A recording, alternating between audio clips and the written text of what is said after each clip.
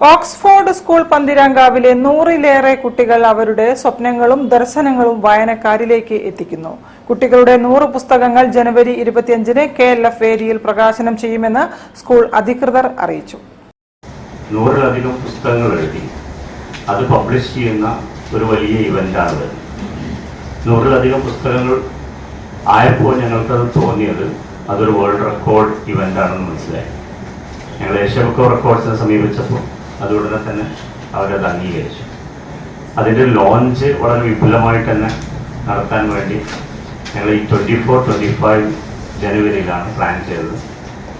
100 വിദ്യാർത്ഥികളുടെ പുസ്തകങ്ങൾ ഒരേ സമയം പ്രസിദ്ധീകരിക്കാനൊരുങ്ങുകയാണ് പന്തിരാങ്കാവിലെ ഓക്സ്ഫോർഡ് സ്കൂൾ. ജനുവരി 25-ന് കോഴിക്കോട് KLF വേദിയിൽ വെച്ച് നടക്കുന്ന ചടങ്ങിൽ 100 പുസ്തകങ്ങളുടെ പ്രകാശനം നൊബേൽ പ്രൈസ് ജേതാവ് എസ്തർ ഡെഫ്ലോ നിർവഹിക്കും.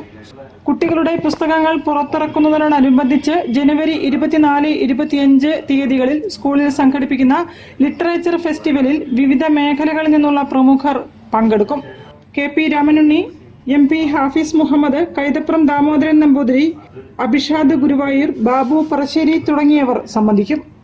GS പ്രദീപിന്റെ മെഗാ ഷോയോടുകൂടി സ്കൂൾ വാർഷികാഘോഷം സംഘടിപ്പിക്കുമെന്നും school principal doctor Anas, school manager Shajahan, Deepika Samith, Thamsheera KP, Farsana Parveen, programme coordinator Sabeer തുടങ്ങിയവർ വാർത്താസമ്മേളനത്തിൽ പറഞ്ഞു.